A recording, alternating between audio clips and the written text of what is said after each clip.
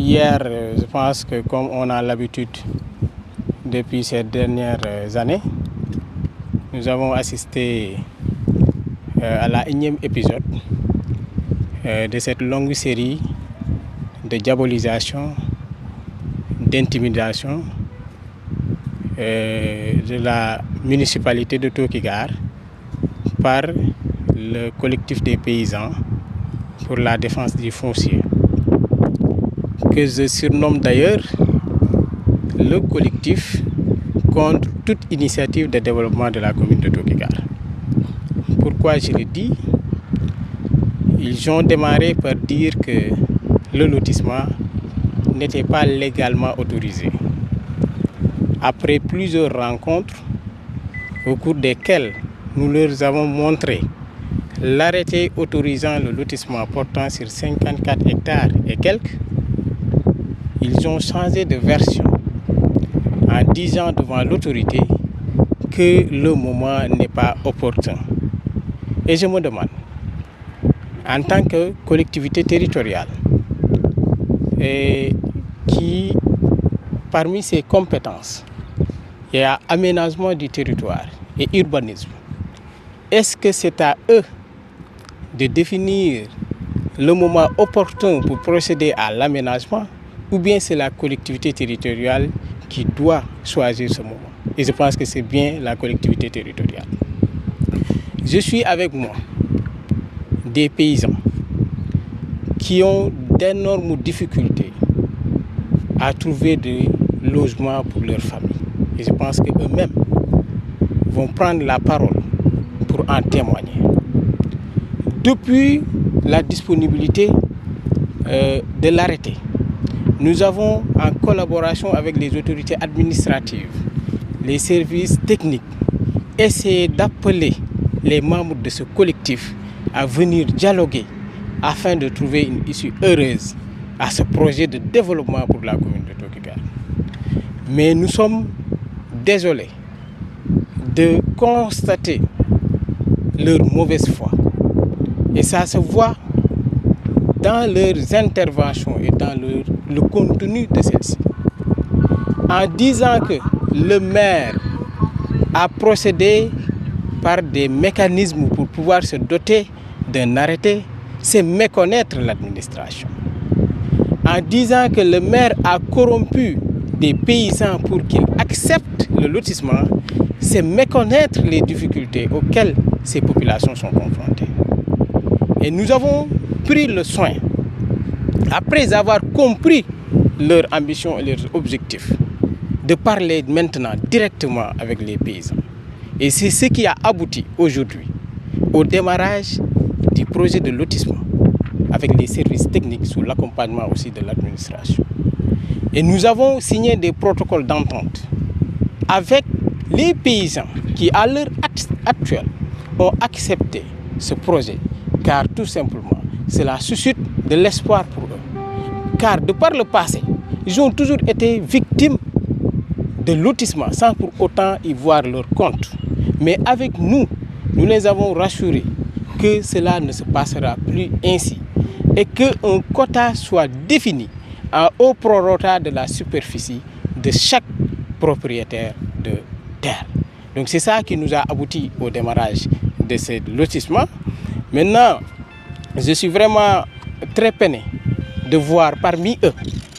un conseiller municipal qui a été élu sur la base de notre liste et qui, immédiatement après notre élection à la tête de la municipalité, m'a demandé, monsieur le maire, qu'il y a une réserve du lotissement qui date de 2000 qu'il faudra morceler pour notre famille, ce que j'ai refusé, parce que cela ne fait pas partie du concept Djoub Djoubal Djoubanti. Nous avons épousé ce concept et dans la pratique. C'est la raison pour laquelle nous avons noté cette opposition qui est basée uniquement que sur des considérations politiques. J'étais disponible. Je reste disponible aujourd'hui et je reste encore disponible pour demain à les recevoir. Mais à chaque fois que je tente de les retrouver autour d'une table de dialogue, ils refusent de me recevoir. Ils refusent aussi que les impactés me reçoivent. Cela montre aussi que le problème ne se trouve pas à notre niveau. Mais ce que nous allons faire, c'est de procéder cas par cas. Parce qu'aujourd'hui, la politique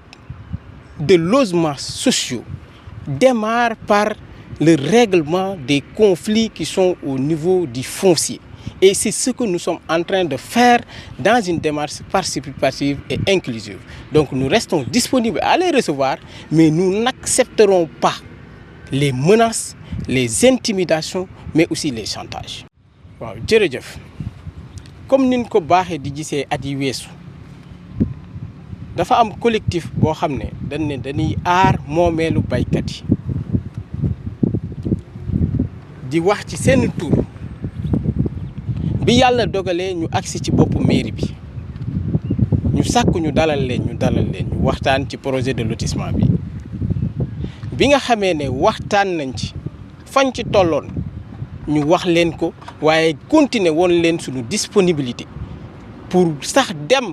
ci quartier yooyu su quartier yooyu nga xam ne ci Diourbel la bokk mooy Diourbel Mbokki ak Diourbel toog ñu dem ñu toog ñu waxtaan ak ñoom ngir lekk li daan am bañatee am ndax bokku naa ci ñi ko daan xeex te damay continuer di bokk ci ñu koy xeex loolu mooy lan mooy dagg suufu baykat ba du ci am dara wala bala mu caa am daf lay neexal loolu laa gëm ne c'est des pratiques yoo xam ne daf fi war a jóge suuf wala lotissement buñ koy def danoo war a xool couches yi vulnérable ñi nga xam ne seen loxo jotul seen ginnaaw ñu fexe ba jàppandal leen kër ñi nga xam ne nag c'est des promoteurs yu am xaalis ñooñu buñ soxlaa suuf mën nañ ko dem jëndi donc loolu moo nekk suñu gëm-gëm moo nekk suñu gis-gis ba tax naka jekk nag dañuy wane ne leen ñun danoo jàppandi pour toog ak yéen waaye li ñuy wax mooy monsieur le maire boo ñëwee suñu koñ daañu la rey donc ay menaces sax def nañ ko ñenn ci ñoom ma ne kon de ñoom xëy na bëgguñoo waxtaan ñu defaat ay rencontre ci teewaayu autorité administrative yi ak chef de service yi pour ñu waxtaan rek ci lu jëm ci loo xam ne daf ñuy boole waaye naka jekk dañ naan la léegi am na arrêté bu njëkk dañ doon wax amul arrêté bi ñu leen wanee arrêté ñu ne nag arrêté am na waaye ñun bëgg-gun jàpp nañ ne jamono ji jotut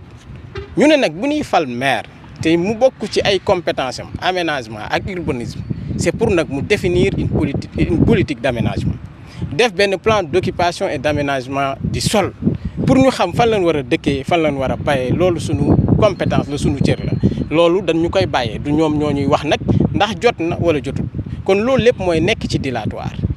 ba tax ñu ne ñun nañu jéggi collectif bi ndax collectif bi daf doon def écran suñu diggante ak borom tool yi ñu ne nañ jéggi collectif bi wax directement ak borom tool yi biñ ko defee dañoo gis ay borom tool yoo xam ne li ñu wax dafa daw yaram dañ nañu ñun toll na ci lu ëpp fukki waxambaane ci suñu biir kër yoo xam ne amuñu dëkkuwaay te lotissement yi fi jaaroon yëpp am na ci ñoo xam ne benn la ni am wala duñ am dara te loolu mënatul satisfaire suñu besoin ba tax ñu ne monsieur le maire lii nga ñu proposé tënk ko ci ay protocole d'entente ñun day ànd nañ ci ku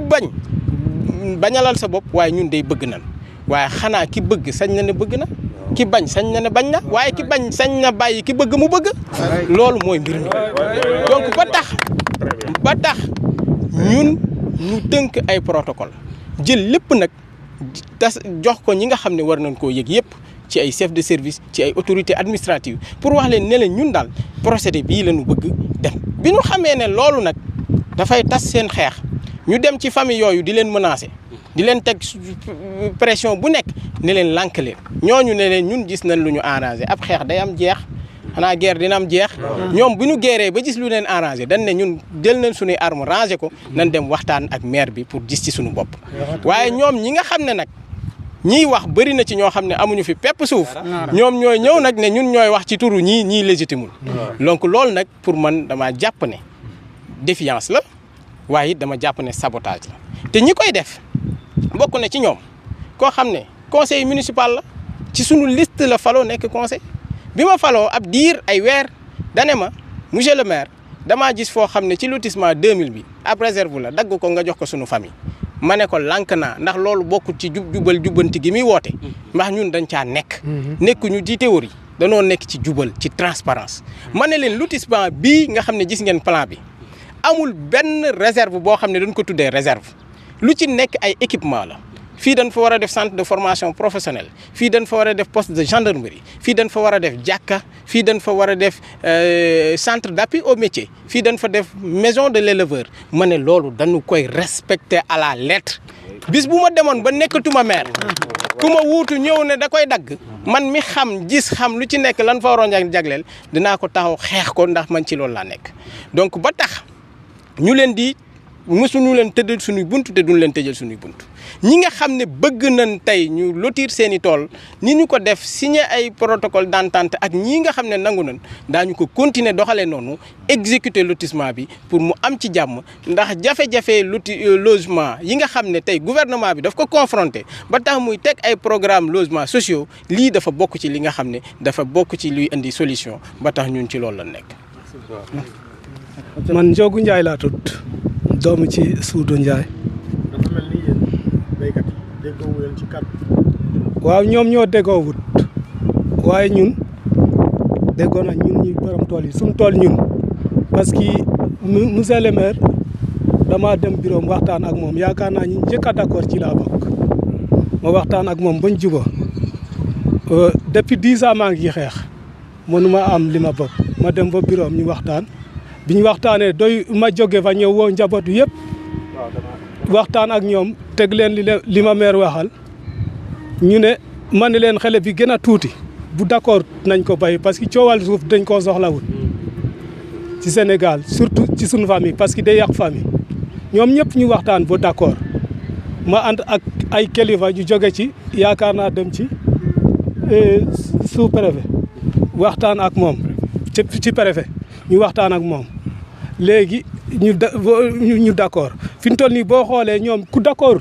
teel sa tool parce que tooñ baaxut ñun suñ tool la ñuy lotiser ñu toolu kenn suñ tool lañ lotiser bu jeexee baax na te liñ jot a tàmbali même maire bu ko arrêté woon ñun dañuy deg si incha allahu rabi même maire bu kii yoon dañuy deg si ñun waaw loolu laa ci am lu may wax parce que am na ñuy dox di menacer ak yooyu waaye loolu moom suñu diggante la ku ci wax loo warta wax itam dañ koy sax ak yow rek jeex na